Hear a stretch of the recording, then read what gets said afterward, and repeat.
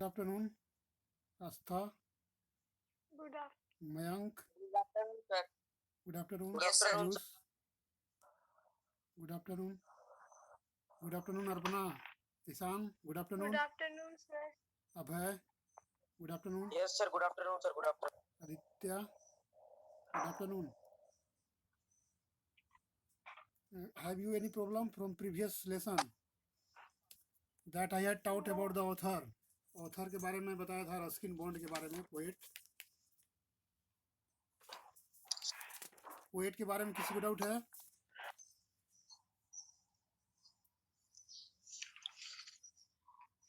Yes, no doubt. No, sir. Okay, just today I am going to teach you lovely poem that has been written by Ruskin Bond, and name of that poem is Granny Tree Climbing. Tree, you know, tree मतलब पेड़, climb means चढ़ना, and granny आप grand mother को बोलेंगे, grand mother को बोलते हैं granny, या नानी को भी बोलते हैं, दादी या नानी को granny. Yes, any doubt? No, sir. Okay, just now I share PDF file of that poem. PDF file में शेयर करता हूँ.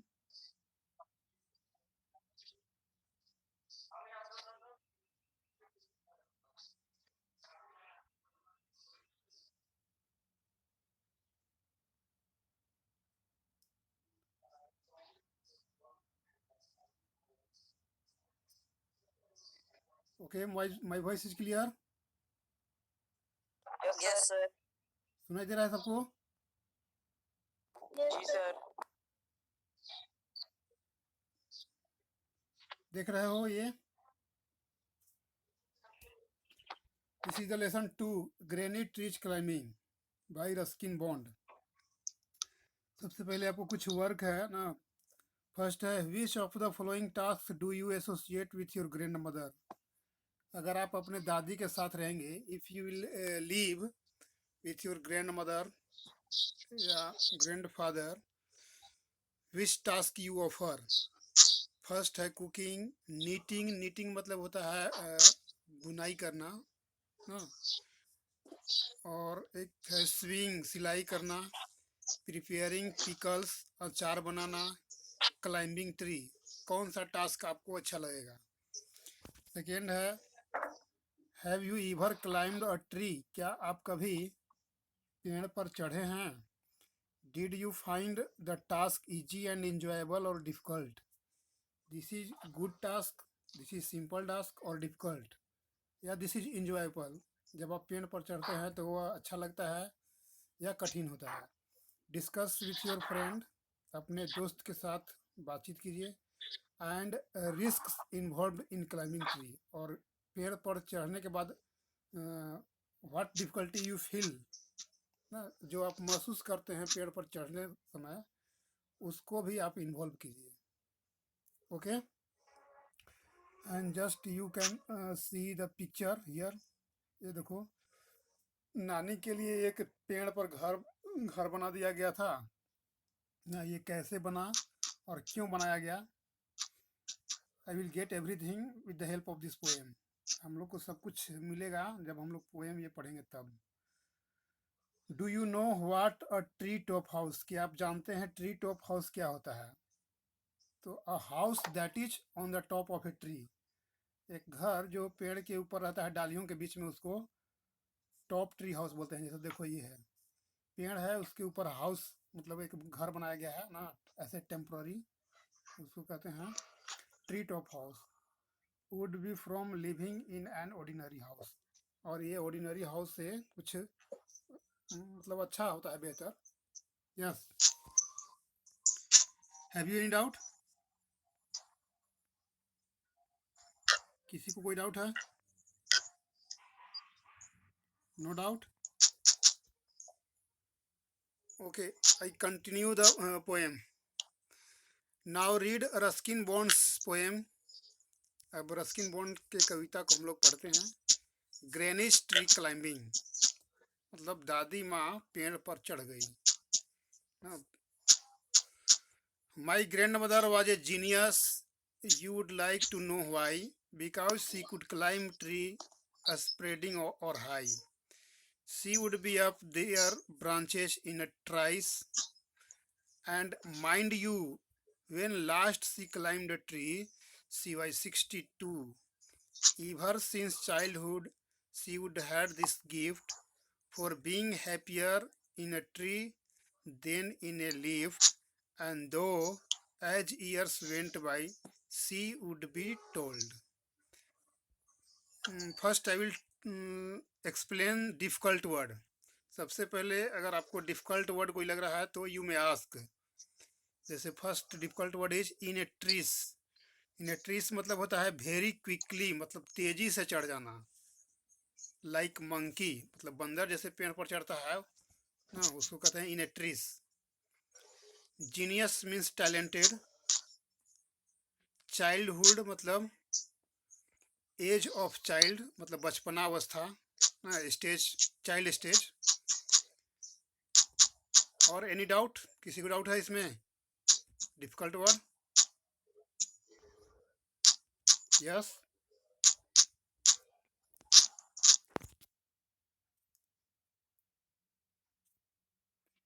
If you have any doubt you may ask in middle of the teachings.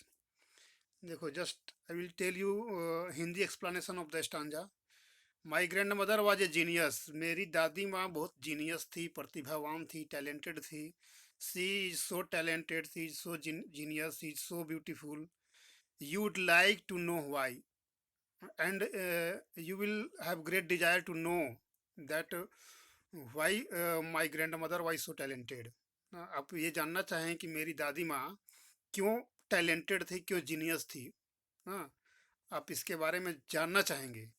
Because she could climb tree, क्योंकि वह पेड़ पर चढ़ जाती थी, चढ़ सकती थी। मतलब she could climb tree spreading, spreading और हाई मतलब जहाँ जहाँ भी ब्रांच गए हों, ब्रांच मतलब शाखा, मतलब जिधर भी डाल गया हो वहाँ तक वो चढ़ जाती थी।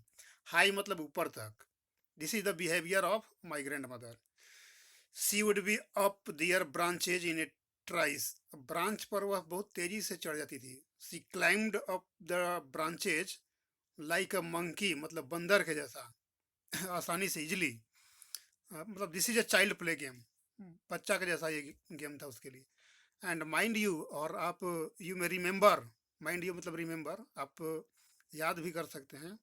व्हेन लास्ट सी क्लाइम्ड, जब वह मतलब दादी माँ जब अंत में चढ़ी, लास्ट टाइम, सी वाई 62, और उसमें उनका उम्र 62 साल की हो रहा था।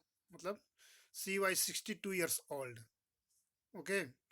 एवर सिंस चाइल्डहुड, और ये काम जो हो रहा था चढ़ने का काम ना, working behaviour of related to climbing और एनीथिंग, मतलब पेड़ पर चढ़ने का जो काम हो रहा था वह चाइल्डहुड से हो रहा था, मतलब बचपनावस्था से। She had had this gift, और मतलब ये एक तोहफा के रूप में था। This is like a gift, gift मतलब उपहार।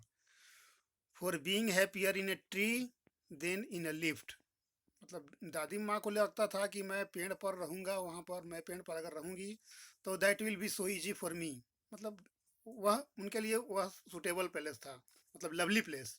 Because she love to live in the lap of the nature, क्योंकि प्रकृति की गोद में वह रहना चाहती थी। एंड दो एज ईयर्स वेंट बाई, इसी तरह से उन्हें अनेकों वर्ष बीत गए। वेंट बाई मतलब चला जाना, लास्ट हो जाना। सी वुड बी टोल्ड, ऐसा मतलब दादी माँ कहती हैं ना। एनी डाउट, किसी को कोई डाउट है? This is the picture of grandmother ना, देखो स्पेक्टेकल्स हैं, बाल ग्रे कलर का है ना, and I think that she was 62 years old also. Have you any doubt? No, sir. No. If you have any doubt, you may ask anything related to first stanza that recently I teach you. अभी जो मैं बताया उसके बारे में किसी को doubt है पूछो. Any word meaning, word problem related to writer, related to poem? No doubt. Sipra, No, Surabhi, sir. No doubt. Ishan, Arpana, no doubt. किसी को कोई डाउट नहीं है? No, sir. No, sir. No. Okay, thank you. Just once again फिर से मैं share करता हूँ.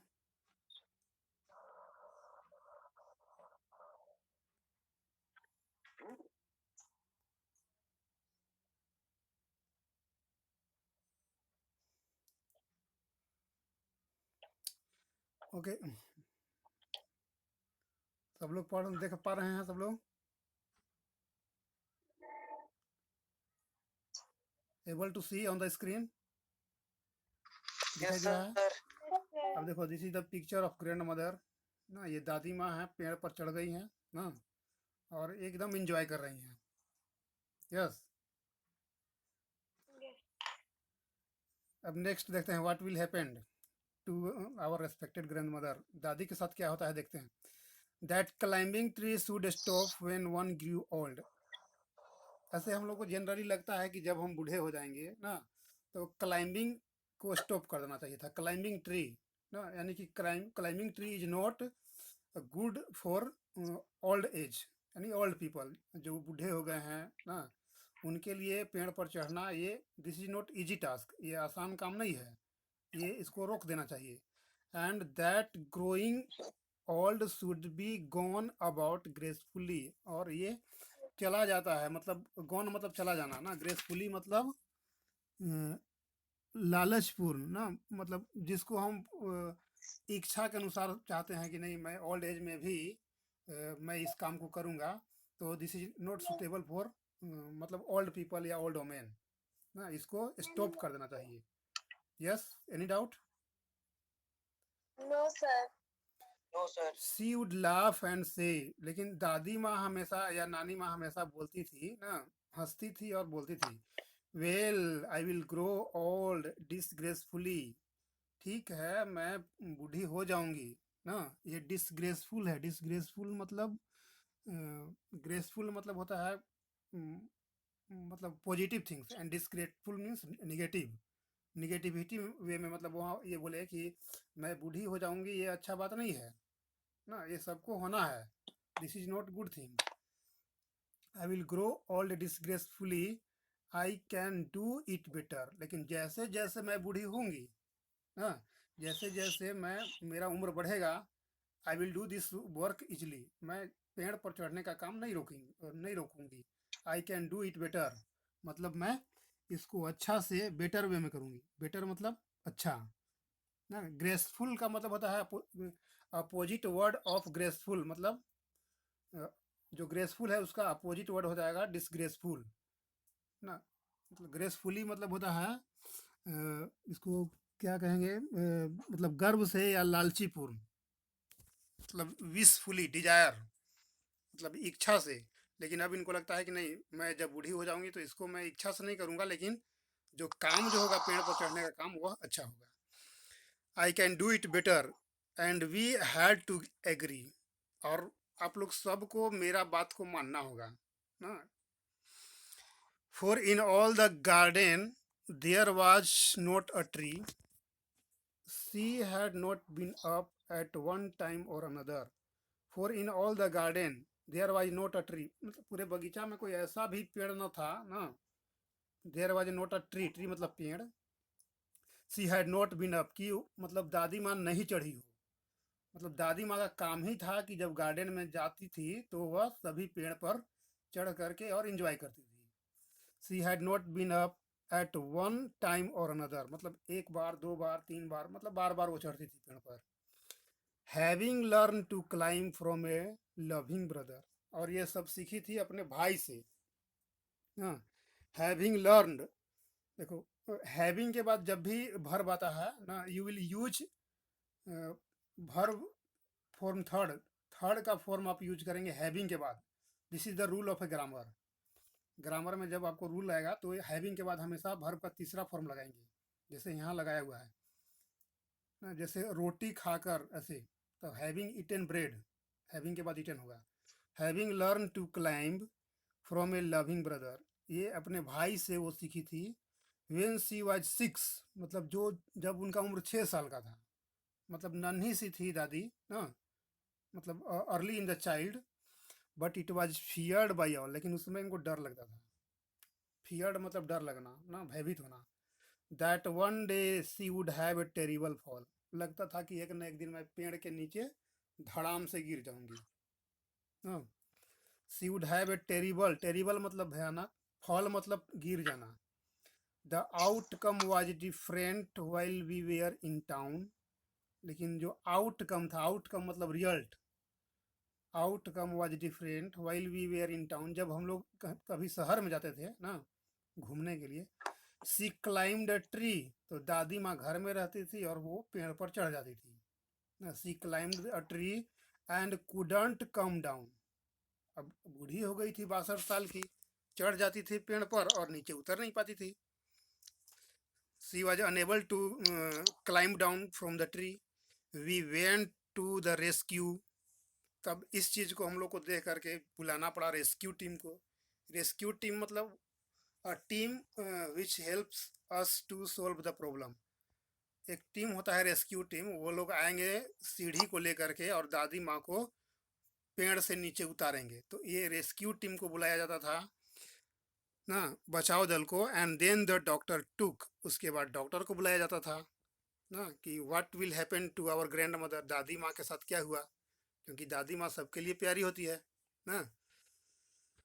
ग्रेनी टेम्परेचर एंड सेड, अब डॉक्टर टेम्परेचर चेक करते थे, टेम्परेचर मतलब फीवर ना, बुखार, और बोलते थे सैड, सैड मतलब कहना ना। Now if you have any doubt you may ask, किसी को कोई डाउट है यहाँ तक तो पूछो। Yes, No, sir. Any word problem, difficult word?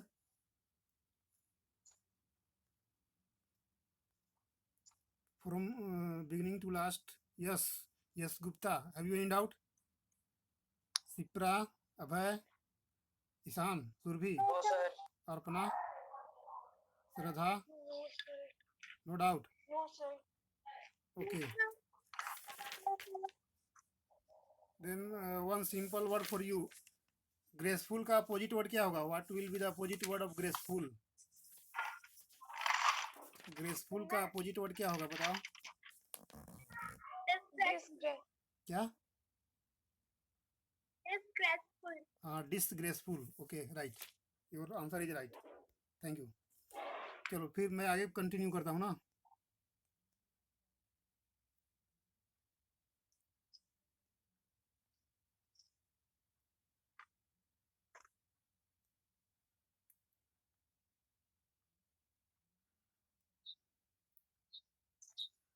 सबको दिखाई दे रहा है?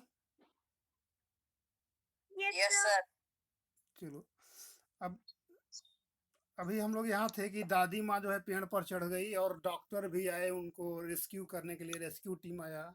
डॉक्टर बोले कि वो टेम्परेचर चेक किए और बोले, देखो क्या बोलते हैं, I strongly recommend quiet week in bed. Doctor बोले कि दादी माँ आप पेड़ पर नहीं चढ़िएगा ना, वो रिकमेंड किए, रिकमेंड करना मतलब बताना, एक्सप्लेन करना, मतलब बोले कि आप अब पेड़ पर नहीं चढ़ेंगे ना, आप बिस्तर पर रहेंगे, क्वाइट वीक इन अ बेड, मतलब बिस्तर में ही आप रहेंगे लगभग 1 सप्ताह तक।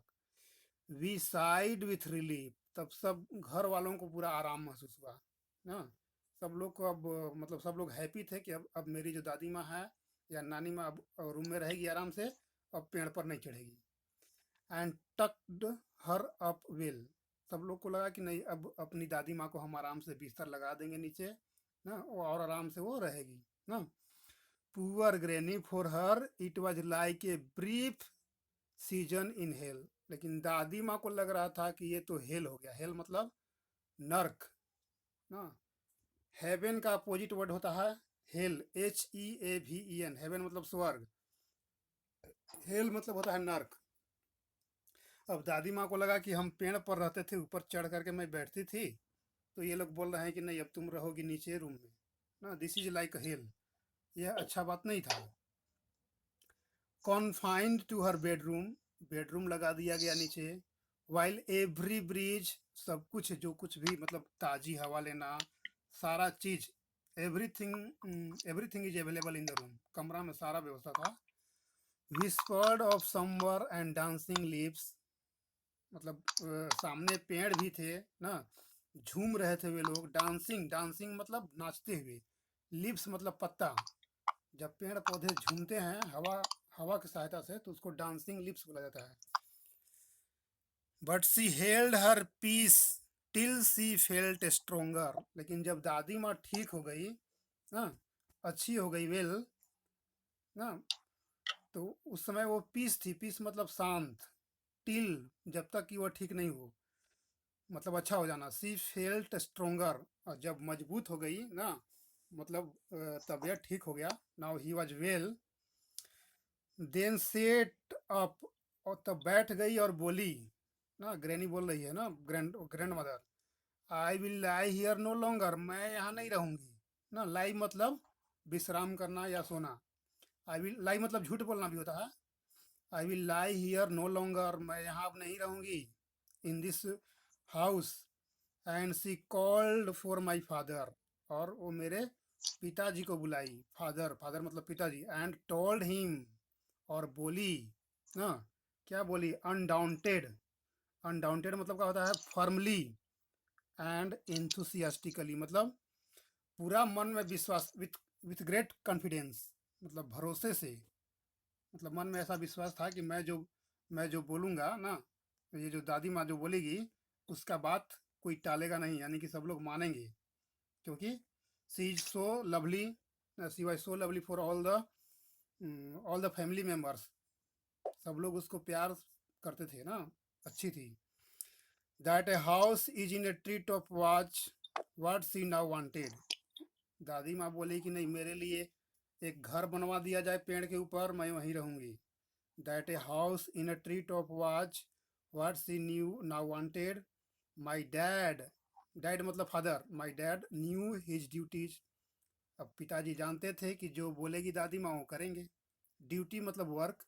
ही सैड, बोले, दैट्स ऑल राइट, ठीक है मैं आपके लिए यह काम कर देता हूँ ना। I will complete your work, you will have what you want, जो आप चाहेंगे वो मैं पूरा करूँगा। I will complete your work ना, I will provide your house ना, मैं एक घर बना देता हूँ और आप वहीं रहेंगे।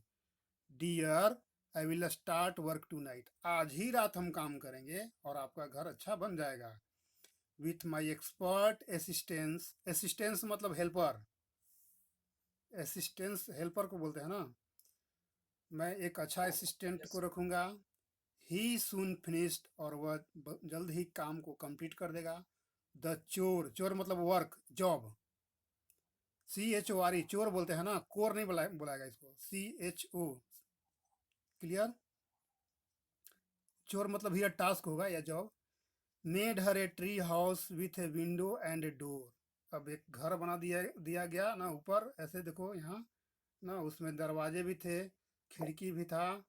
अब दादी माँ ऊपर चढ़ेगी और आराम से वहाँ रहेगी। Yes, have you any doubt? No, sir. किसी को डाउट है? No, sir. No, sir. Now question is that what is the moral teaching of this poem, इस कविता से हमें क्या शिक्षा मिलता है? ये कविता हम लोग पढ़े ना, this is a lovely poem और इंजॉयबल पोएम था ना, तो इस कविता से हमें क्या शिक्षा मिला? What is the moral teaching of this poem? Anyone may tell, कोई भी बताओ।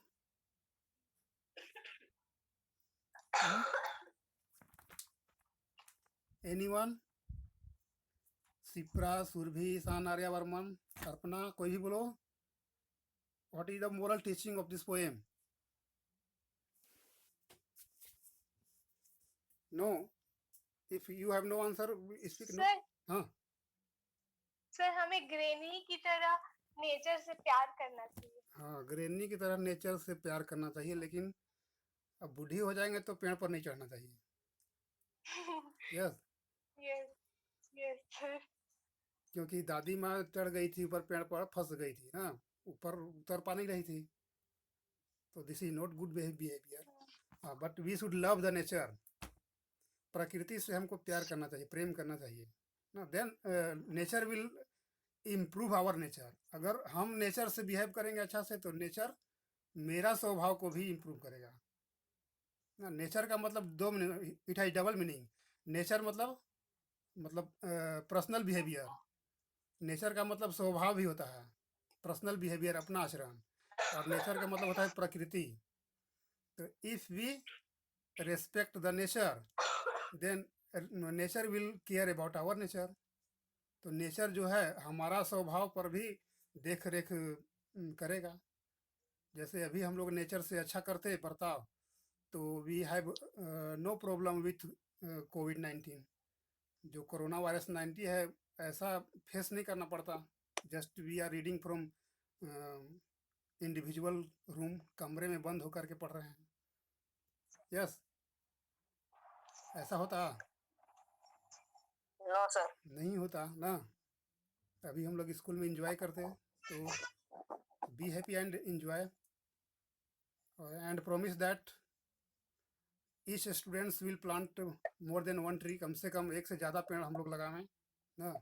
Then there will be greenery around the campus, around the school, everything, everywhere. सभी जगह हरियाली रहेगा, there will be no problem, all people will be happy, सब लोग अच्छे से रहेंगे। Okay, if you have any doubt you may ask. You have only you have 4 minutes time more. आपके पास 4 मिनट और समय है Sir, for asking any question related to this chapter. फिर अभी और पोयम बचा था। और है No, sir. नहीं, कंप्लीट। Yes, sir. Starting. ओ सॉरी, हाँ है थोड़ा सा ना। अच्छा, okay, just I will continue. अब किसी का डाउट नहीं है? यहाँ तक किसी को डाउट नहीं है? No, sir. No, sir. Okay, देखो आगे मैं फिनिश करता हूँ ना।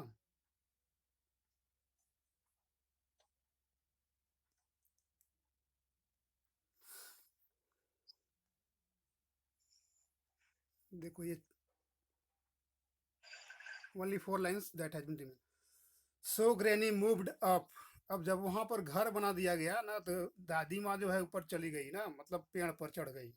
एंड नाउ एवरी डे, अब वहाँ एंजॉय करती है। एवरी डे मतलब प्रत्येक दिन। I climbed to her room, मतलब वो जो नन्हा जो बच्चा है ना, जिसको हम you may called as a granddaughter या ग्रैंड सन, नाती पोता ना। तो वे लोग छोटे छोटे बच्चे लोग साथ में भी जाते थे सीढ़ी के माध्यम से, with the help of ladder, with glasses and a tray. मतलब ट्रे में ग्लास रहता था, उसमें पीने के लिए जूस, ग्लास मतलब जिससे हम लोग पानी पीते हैं, ट्रे जिसमें ग्लास को रखा जाता है।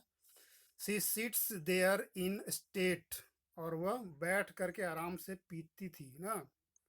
इन स्टेट मतलब देखो, इन ग्रैंड स्टाइल, मतलब आराम से बैठ जाना, एकदम इन ए हैप्पी मूड ना। आराम से बैठ जाती थी दादी माँ, और क्या पीती थी? एंड ड्रिंक, ड्रिंक मतलब पीना। शेरी, इट इज अल्कोहल ना। ये this is not good for our health, ये हमारे स्वास्थ्य के लिए अच्छा नहीं है, but writer the poet has used here. Sherry एक ब्रांड है, मतलब अल्कोहल, शराब ना।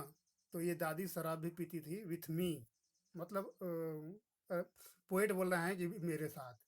Of holding her right to reside in a tree, और हमेशा मतलब जीत पर ही थी कि मैं यहीं रहूंगी। अप होल्डिंग मतलब मेरा, this is my personal place ना, this is my personal house, I will live here.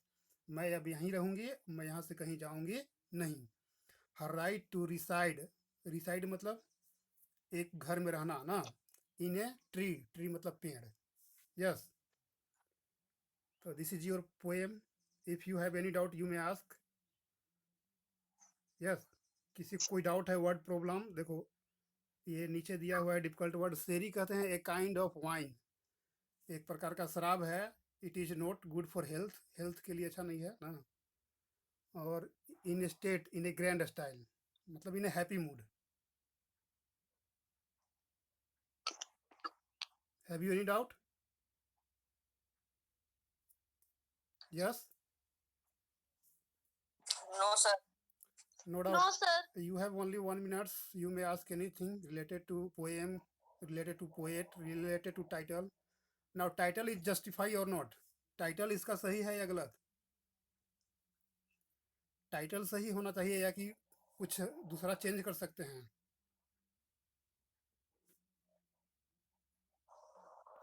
Yes, इस पोएम का टाइटल ठीक है, राइट है टाइटल। Yes. चलो, okay, thank you for joining the class. Now you may ask anything. If you have no problem, you may quit. Your session is over now, and your lesson has been completed today. Second lesson. Yes. Now I will continue third lesson that you will have to read in class 9th. 9th में आप पढ़ेंगे the fun they had. Yes. The fun they had. This is famous story. ये अच्छा कहानी है बहुत ना। इसको भी मैं कंटिन्यू करूँगा। Okay, thank you for joining the class. Your session is over now. Okay.